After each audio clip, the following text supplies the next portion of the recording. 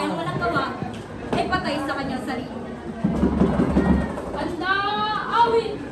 Bayang magiging, pero sa siyahan, alam ng puso, sa dilim mo'y buhay. Lupang hinirang, tulad ng magiging, sa manlulupi, di ka masisihin, sa dagat at bundok, sa simoy at sa langit mo'y buka. May nilagang tula at awit sa tagay minamahal.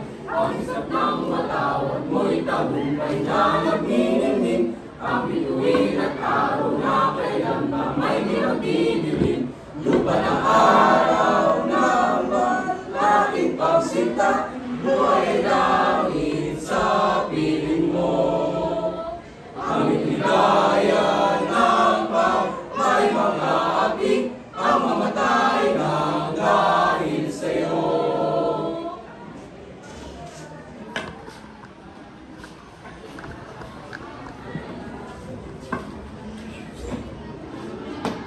Ako si Simon, isang misteryosong mga alahas.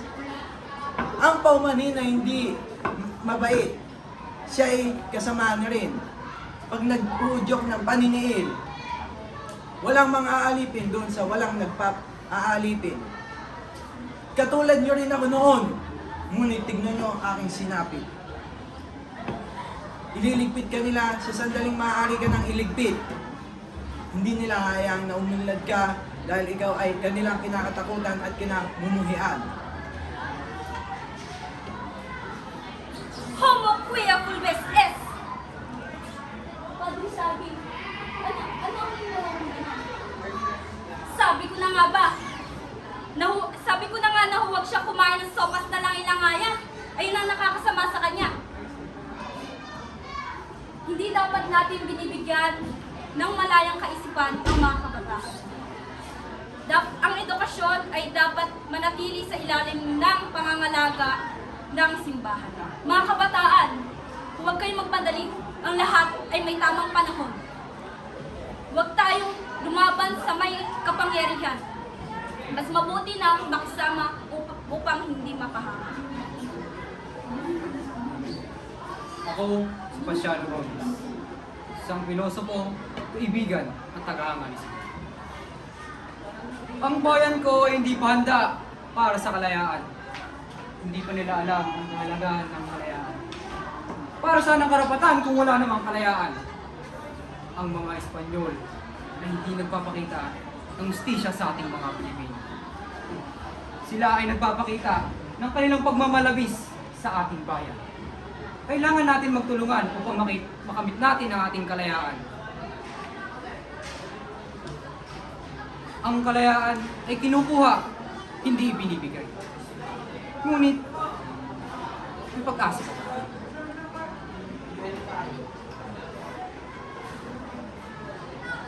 Ako si Don Tiburcio.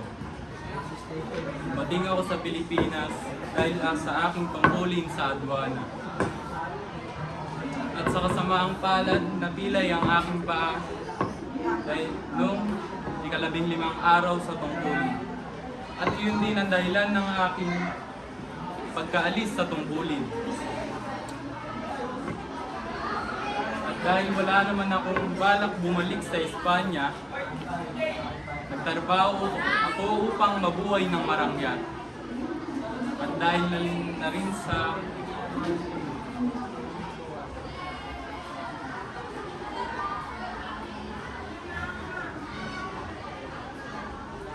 ang pera ang siyang nagpapatakbo sa mundo. At ang mga taong walang pera ay walang silbi sa lipunan.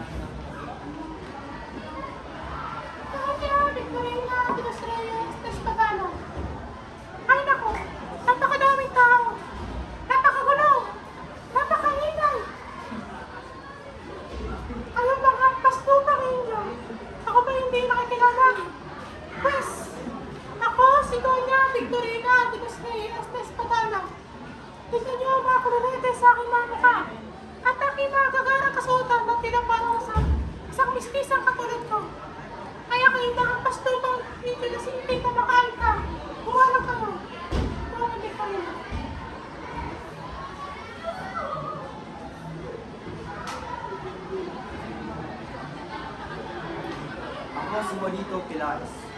Hindi ko na kaya ang hirap na ating dinaranas.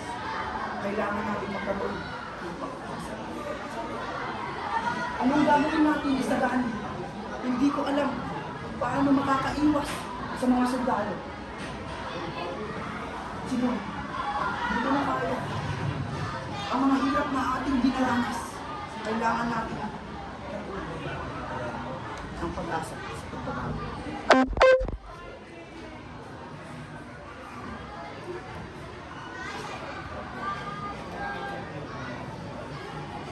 Magandang umaga mga binibinyag binuang. Ako nga pala si Paulita Gomez, pamangkin ni Doña Victorina. Ako'y naulila nung ako'y bata pa, kaya pinagpup ako ng aming tiya Victorina. Sa kadaming-daming tao sa paligid, isa lang ang laman ng aking puso. Si Isagani, ikaw lang ang aking gustong makasama. Ngunit, may isa kaming problema sa aming dalawa. Ang mga pangarap namin ay hindi makatugma. Ang pangarap ko'y abutin ang mga tana. Ngunit ang pangarap niya ay abutin ang sinigaran. Ako'y isang babae lamang na kailangan gamitin ang aking isipan. Isa lang ang masasabi ko. Kailangan ko sundin ang aking tiya. Kung hindi, magagaya ako sa Maria Clara na sinasabi nila na hindi niya sinunod ang kanyang mga magulang. Kaya, nagdulot iyon ng kanyang kamatayan. At patawad din si Isagani. Ako'y tutungo ng lalakad. Paharap ang lingkod.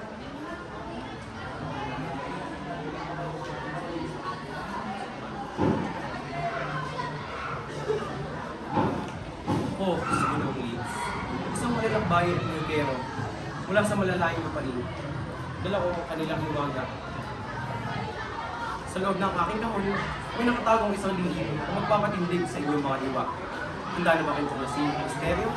Tara, simulan natin. Mga Ginoo at Binibini, hindi lahat ng inyong makikita ay dapat na paniwalaan at hindi lahat ng inyong makikita ay gatong isip lamang. Ngunit, marami sa inyo ang magtatanong, magdududa, at matatakot ang hindi may papaliwanag. Ngunit hindi ba't ang kalaman ay nagsisimula sa pag-uusisa? Kaya't huwag kayong agad-agad na musga.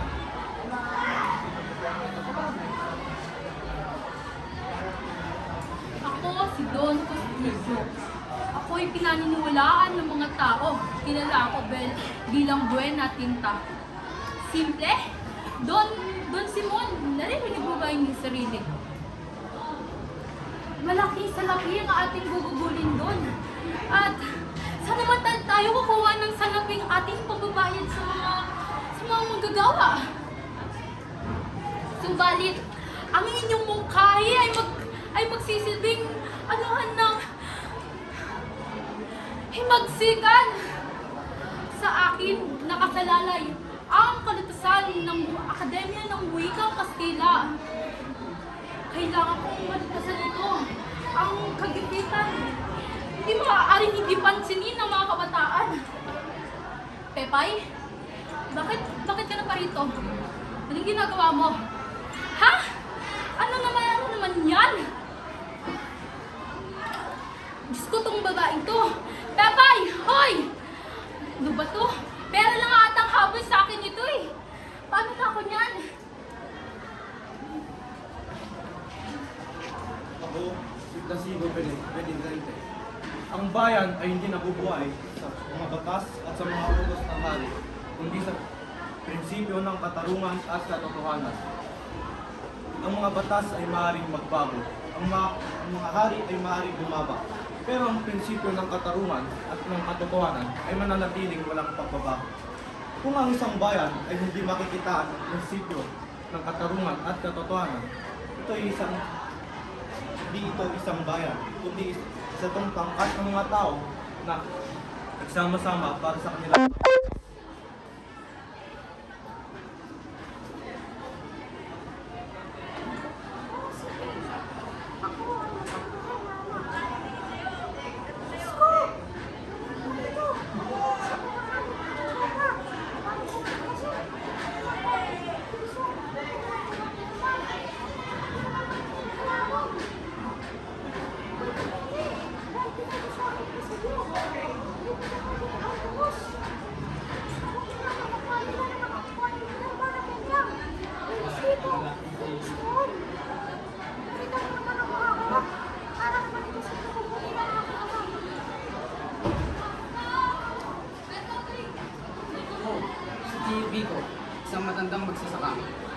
lamang ay laging maging masaya.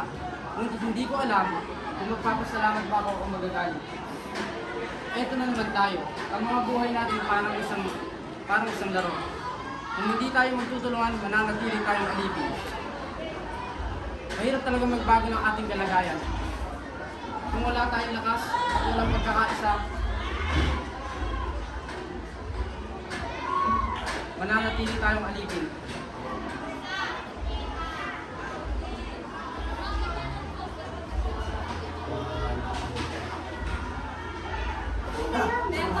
Lalo tayong buhay na sa iyo.